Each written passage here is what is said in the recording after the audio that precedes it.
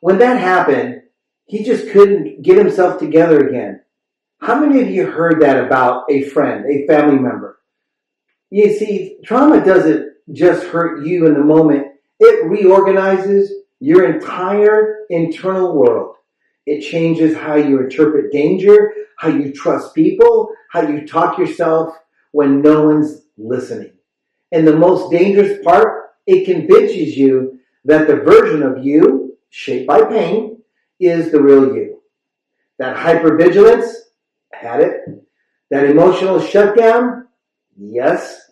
That constant second guessing, absolutely. Those aren't personality traits, people. They're survival strategies that outstayed their welcome. And those strategies were intelligent at the time. Your nervous system wasn't trying to sabotage you. It was trying to keep you alive. Trauma trains the brain to prioritize safety over growth, familiar pain over unfamiliar peace. That's why people say, I don't know why I keep doing this, and then repeating the same patterns. Because the brain, it doesn't ask, is this healthy? It asks, is this familiar? Here's the line most people never cross. Survival is reactive. Living is intentional. Survival says, don't feel, don't risk, and do not trust anybody. Living says, I'm willing to feel this and move anyway. And trauma blurs that line so badly that people start calling numbness peace and isolation strength. But that's not peace. That's a ceasefire inside your soul. And the cost of staying in survival mode is subtle but brutal. You don't just avoid pain, you avoid possibility. Joy feels dangerous. Calm feels unfamiliar. Momentum feels suspicious. So people wait. They wait to feel ready. They wait to feel safe. And control slips further and further away with every delay. This matters. Trauma doesn't live in your thoughts first. It lives in your body, your internal system, your internal environment, that tight chest, that racing heart, that urge to shut down, shut the door, isolate, or lash out. Those are not character flaws. They're signals from a nervous system, from your nervous system, from my nervous system, that learned the world was unpredictable. So no, you don't think your way out of trauma. You prove safety through action. That's why healing starts with regulation, not motivation.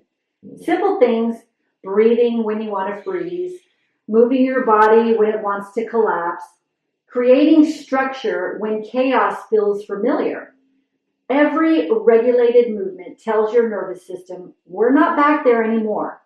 That's how control starts returning. Yes, this is not that. This is different. Viktor Frankl understood this at the most extreme level imaginable. A psychiatrist imprisoned in a Nazi concentration camps, stripped of identity, stripped of dignity, stripped of his family, surrounded by suffering most of us can't comprehend. Externally, no control. Internally, one final decision. Frankl realized something revolutionary.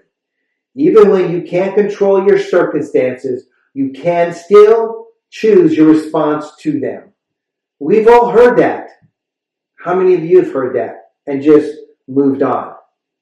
Not by denying pain, he didn't.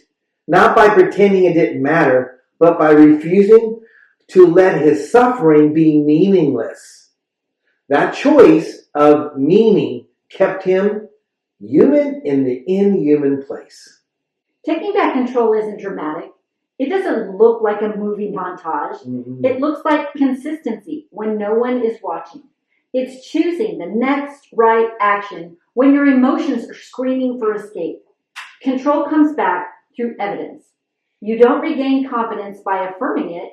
You regain confidence by surviving your own follow-through. Trauma teaches helplessness. Healing teaches agency. And agency is built when you prove to yourself, I can feel this and not self-destruct. I can move even when I'm scared. I don't need permission to begin again. Let's kill this myth right now. You will not wake up one day and feel ready. Ready is not going to come knocking on your door. It's not going to magically appear. Ready is what trauma uses to keep you stuck. Action creates readiness. It creates momentum, not the other way around.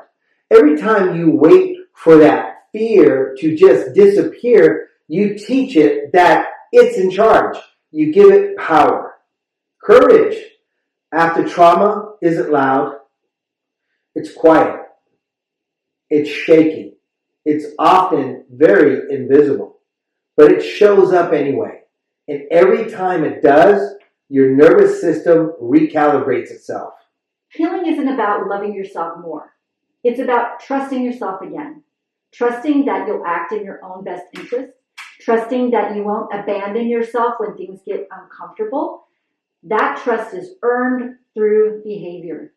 You don't rebuild identity by talking about who you want to be. You rebuild it by showing up as that person, even imperfectly, especially imperfectly. Trauma may explain your past. It does not get to dictate your future.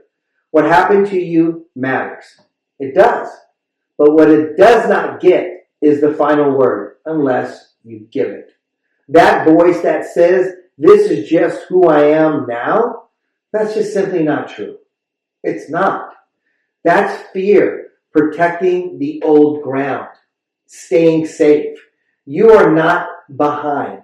You are not broken beyond repair. You adapted to survive. Now it's time to adapt again, but to live. Taking back control begins with one decision. I'm done letting the past drive my present. Not because it didn't hurt, but because you refuse to stay parked in that pain. One step today, one act of ownership, one moment where you choose movement over memory. That's how control comes back. You don't need to erase what happened. You just need to stop letting it decide who you become. Your story isn't over. And this chapter, this fight, might be the one that proves how strong you really are. If you're tired of letting the past run your life, this is your next step. Pick up our book. It's called A No Surrender Mindset, a guide to cultivating an indomitable spirit through adversity. It's our story. One of them. Available on Amazon. Mindset isn't something you wait to feel. It's something you decide you train. And remember, giving up is never the answer. Till next time. See ya.